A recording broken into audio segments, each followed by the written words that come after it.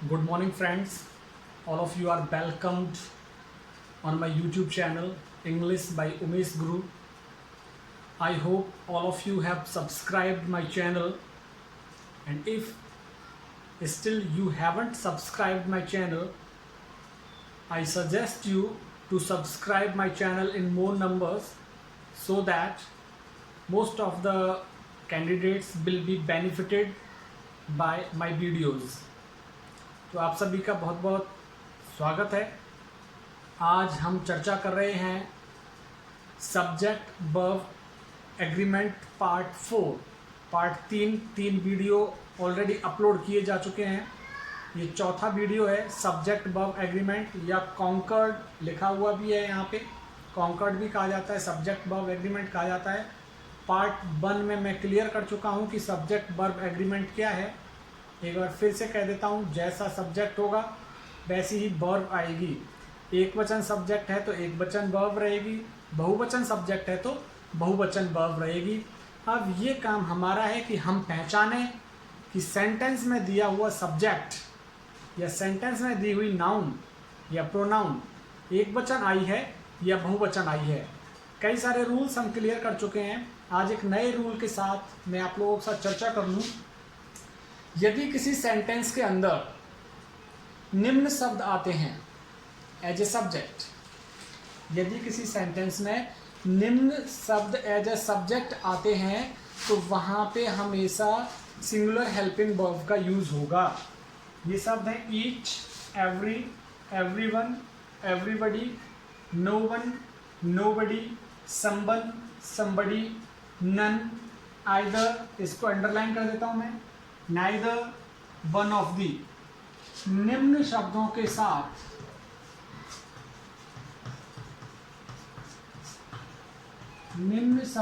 साथ singular helping verb का प्रयोग होगा।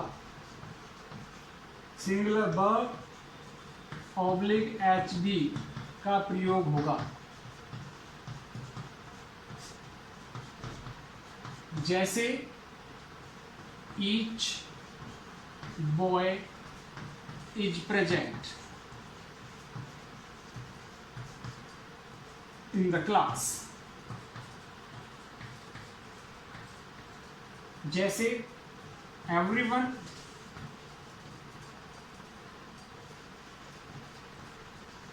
Has gone. तो यहां पे आप इज देख रहे हैं, हैज देख रहे हैं, एक वचन है। कोई सा भी वर्ड आ जाए, जैसे someone has come at my door. तो यहां हैज आया हुआ है। जैसे somebody likes rose flower। तो यहाँ पे लाइक्स वर्ब में एस या ईएस जोड़कर सिंगुलर बनाया है, उसे एक वचन बनाया है। तो ये जितने सारे भी हमने एग्जाम्पल्स लिखे हैं सभी के साथ जो हेल्पिंग वर्ब आ रही है, ये वर्ब आ रही है, वो एक वचन आ रही है। कहने का मतलब ये शब्द यदि आपको मिलते हैं तो वहाँ आप सिंगुलर हेल्पिंग वर्ब का यूज करेंगे। अभी मैंने इनको स्पेशली अंडरलाइन किया है, either, neither, one of the को। इनके साथ क्या समस्या है आपको मैं क्लियर कर दूं। इनके साथ भी सिंगुलर हेल्पिंग वर्ब ही रहेगी। Neither, one of the, either, इनके साथ भी सिंगुलर हेल्पिंग वर्ब ही रहेगी। जैसे लेकिन neither of boys is intelligent.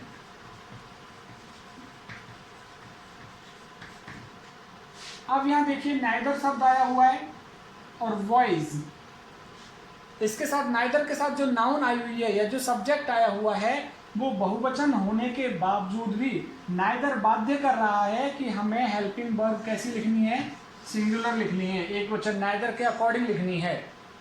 जैसे मैं यहाँ पे लिखूं either of his 2 sons is a doctor.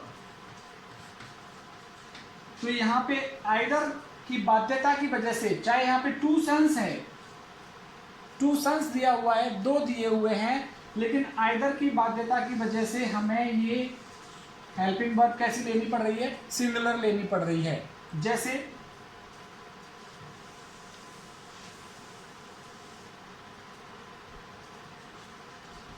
One of the books is interesting. तो यहाँ पे वन ऑफ द आया हुआ है और चाहे बुक्स जुड़ा है उसके साथ में, क्योंकि either neither one of the, इनके साथ नाउन आएगा कोई, वो नाउन हमेशा प्लूरल रहेगा। आइदर नाइदर और वन ऑफ द के साथ हमेशा नाउन या सब्जेक्ट प्लूरल रहेगा, लेकिन हमें प्लूरल देख करके अपनी जो वर्ब है वो प्लूरल नहीं लगानी है, वो हमें आइदर नाइदर या वन ऑफ द के अकॉर्डिंग लगानी है। कहने का मतलब either neither one of the, ये सिंगुलर हेल्पिंग वर्ब और वर्ब का यूज अपने साथ करवाते हैं। तो ये चीज आप क्लियर कर लीजिएगा। इसी के जस्ट अपोजिट एक रूल लिखते हैं हम।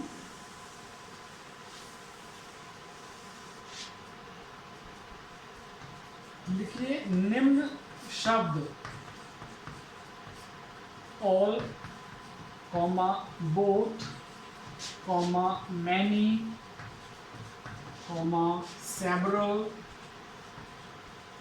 Comma few, comma a few, the few के साथ plural verb oblique helping verb का प्रयोग होगा।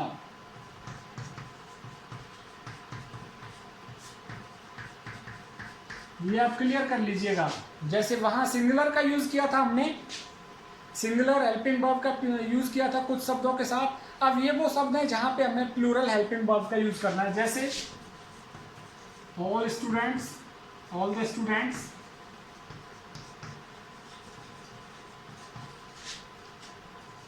have done their work।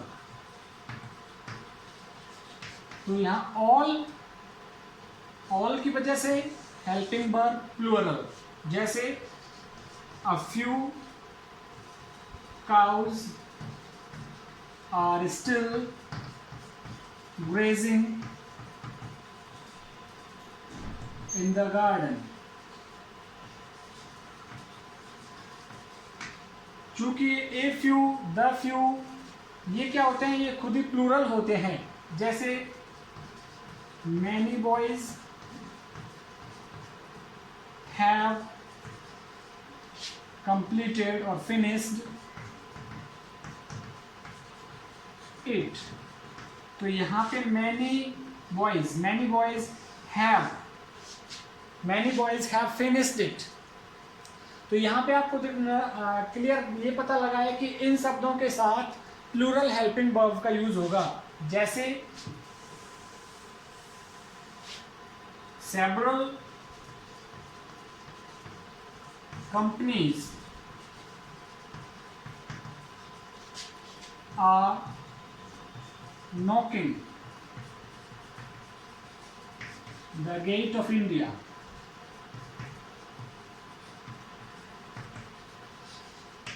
बहुत सी कंपनियां भारत का दरवाजा खटखटा रही हैं क्योंकि चाइनीज का बहिष्कार हो गया है, मेड इन इंडिया चालू हो गया। तो सेवरल कंपनीज, सेवरल की वजह से यहाँ पे हमने प्लूरल हेल्पिंग वर्ब का यूज किया है।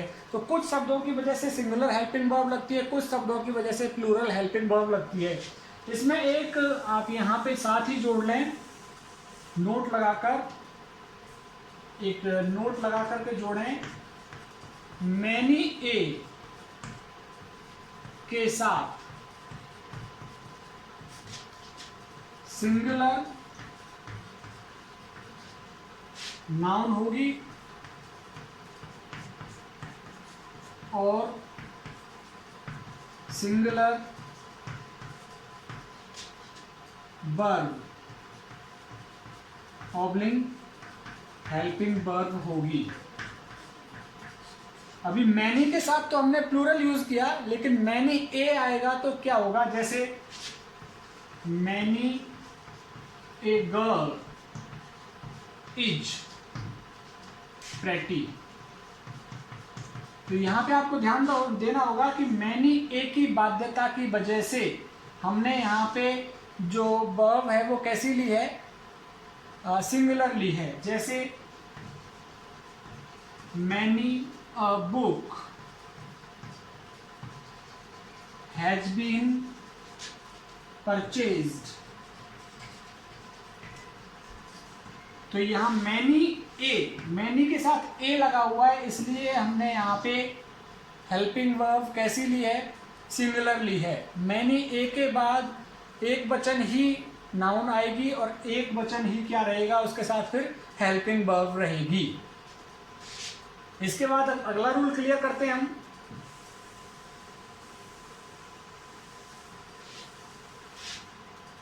ये सब पे गौर कीजिए। आज का rule number 3, nothing but.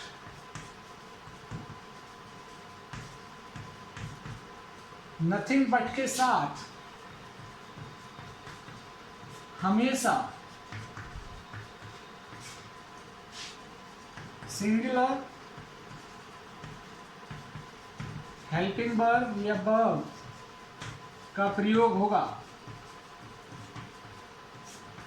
Nothing but के साथ सिंगुलर हेल्पिंग वर्ब या वर्ब का प्रयोग होगा। जैसे देखिए, nothing but horses is sold here. अभी नथिंग बट आया हुआ है, हॉर्सेस लगा हुआ है, यहाँ पे खूब बहुवचन है हॉर्सेस, लेकिन फिर भी हेल्पिंग वर्ब कैसी आई हुई है, एक वचन आई हुई है, क्योंकि नथिंग बट हमें बाध्य कर रहा है। नथिंग बट के साथ आने वाली नाउन एक वचन भी हो सकती है, बहुवचन भी हो सकती है। जैसे nothing but milk is taken. तो यहां पे देखिए मिल्क और नथिंग बट की वजह से यहां पे क्या आया है, इज आया है। यहां पे काउंटेबल नाउन थी हॉर्सेस, या अनकाउंटेबल नाउन है, अनकाउंटेबल के साथ तो हेल्पिंग वर्ब वैसे ही सिंगुलर लगती है। तो यहां लेकिन मैं एक उदाहरण काउंटेबल का लिख सकता हूं, nothing but bear is found here.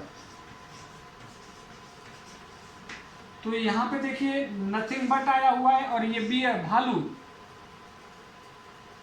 BEER, nothing but beer, BEAR, nothing but bear is found here.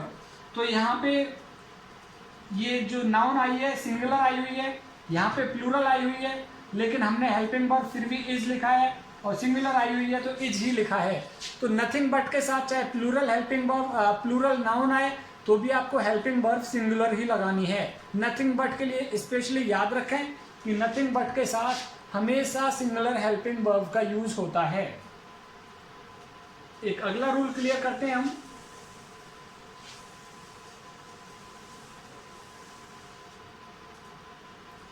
ये इंपॉर्टेंट रूल है, यदि किसी सेंटेंस में रिलेटिव प्रोनाउन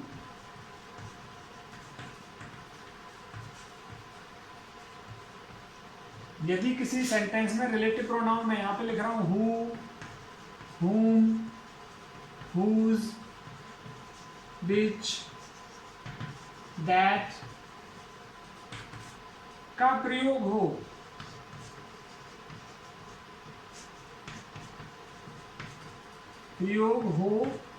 तो वर्ब ऑब्लिक हेल्पिंग वर्ब इनसे पूर्व आए नाउन ऑब्लिक प्रोनाउन के अनुसार होगी। नाउन ऑब्लिक प्रोनाउन के अनुसार होगी। तो ये रूल क्या कह रहा है, यदि किसी सेंटेंस में relative pronoun who, whom, whose, which, that का प्रयोग हो तो वर्ब और हेल्पिंग वर्ब इनसे पूर्व आए नाउन और प्रोनाउन के साथ होगी। इनसे पूर्व जो नाउन और प्रोनाउन आते हैं उनको एंटीसीडेंट बोला जाता है। इसके लिए आप लिख सकते हैं एंटीसीडेंट। रिलेटिव प्रोनाउन से पूर्व जो नाउन और प्रोनाउन आते हैं उनको क्या कहते हैं? एंटीसीडेंट। तो एंटीसीडेंट के अनुसार वर्ब आएगी, जैसे it is I who waiting for you, खाली जगह वेटिंग फॉर यू। अभी यहाँ पे हमारे पास इज एम आर में से कोई एक आ जाएगी, तीनों में से किसी एक को भरना है। तो हु हमारा यहाँ पे क्या रिलेटिव प्रोनाउन, इससे पहले जो नाउन और प्रोनाउन आया है उसको देखना है हमें कि ये नाउन या प्रोनाउन में से कौन सी हेल्पिंग वर्ब ले सकता है। तो आई के साथ क्या लगता है? एम। जैसे I saw that, I saw Manish who is here in the garden. तो यहां पे देख सकते हैं हम मनीष हु से पहले आया हुआ है। हु हो गया हमारा रिलेटिव प्रोनाउन, हु हमारा रिलेटिव प्रोनाउन हो गया, और हु से पूर्व क्या आया हुआ है? मनीष। ये एंटीसीडेंट आया है। तो हमारी जो हेल्पिंग वर्ब या वर्ब आएगी वो इसके अकॉर्डिंग चलेगी, मनीष के अकॉर्डिंग। जैसे दूसरा उदाहरण मैं लिखूं,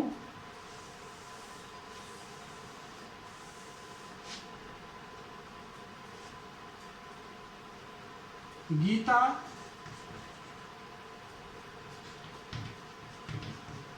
visited players who were playing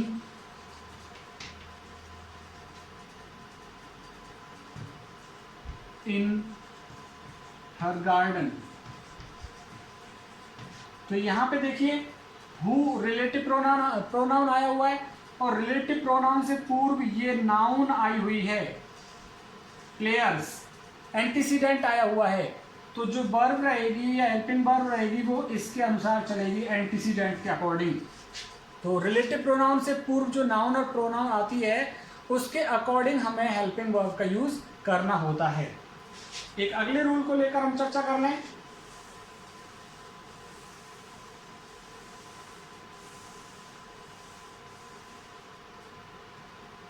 there, यह इंट्रोडक्टरी एडवर्ब है। इंट्रोडक्टरी एडवर्ब है, एडवर्ब ऑफ प्लेस है ये, एडवर्ब ऑफ प्लेस है।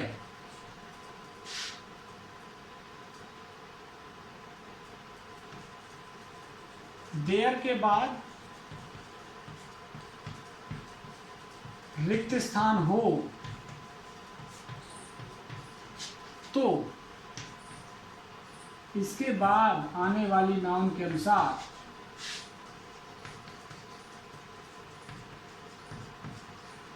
इसके बाद आने वाली नाउन के अनुसार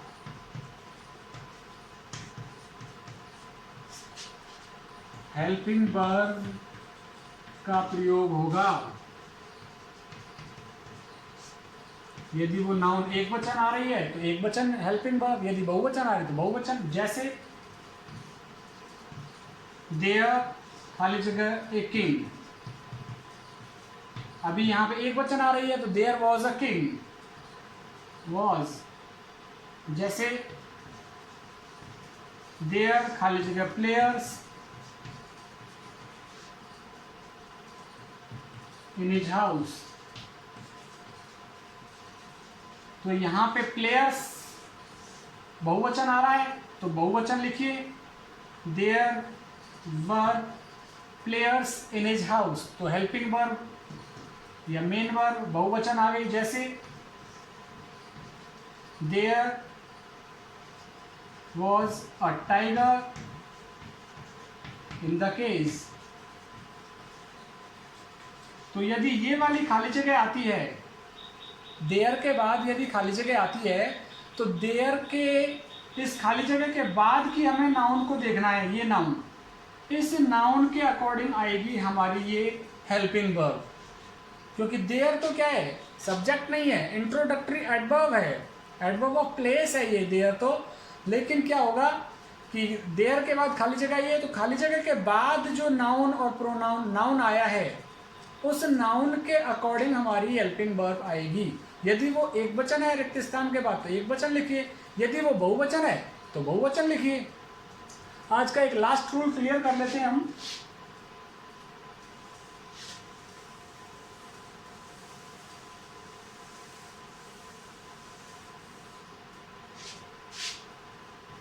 लास्ट रूल, यदि किसी वाक्य का प्रारंभ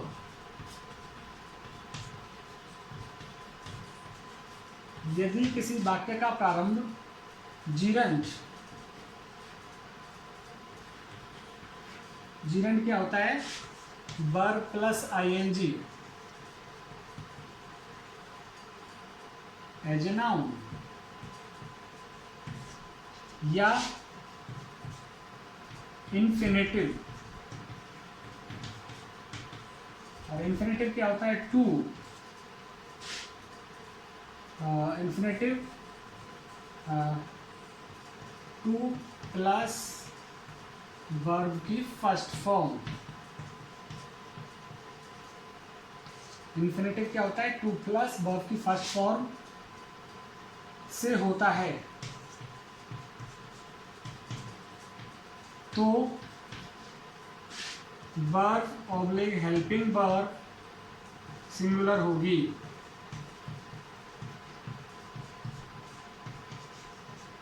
कैसे, देखिए, स्विमिंग, अब यहाँ पे स्विम वर्ब है, उसमें आईएनजी जोड़ दिया, नाउन का रूप ले लिया, तैरना। Swimming is good for health, स्वास्थ्य के लिए अच्छा है तैरना। जैसे पार्किंग, कार्स, अभी यहाँ पे खूब कार्स आया हुआ है, लेकिन पार्क, इसमें आईएनजी जोड़ दिया, भाई कार इधर पार्क कर दो, इधर पार्क कर दो, तो ये वर्ब है पार्क करना। तो पार्क में क्या किया, आईएनजी जोड़ दिया, तो ये जिरंड हो गया। जिरंड क्या होता है, जब वर्ब में आईएनजी जुड़कर वो नाउन का रूप ले लेता है, संज्ञा का रूप ले लेता है, वो जिरंड कहलाता है। तो यहाँ parking cars is not allowed here.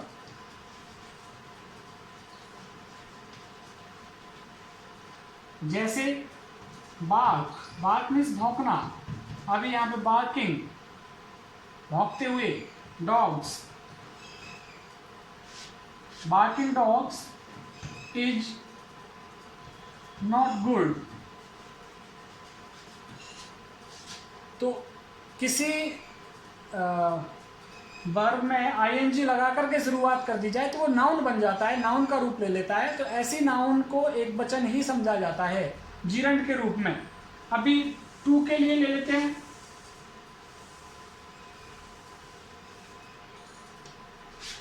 To kill animals is a sin. तो यहां पे देखिए टू इन्फिनेटिव से शुरू हुआ है, टू आया हुआ है, वर्ब की फर्स्ट फॉर्म आई हुई है। तो ये हमको बाध्य कर रहा है कि आपको हेल्पिंग वर्ब या वर्ब कैसी लगानी है, एक वचन लगानी है। To kill animals is a sin, to obey others is good. दूसरों का कहना मानना अच्छा है। तो यहाँ टू आया हुआ है, इन्फिनेटिव, ओबे वर्ब की फर्स्ट फॉर्म आई हुई है।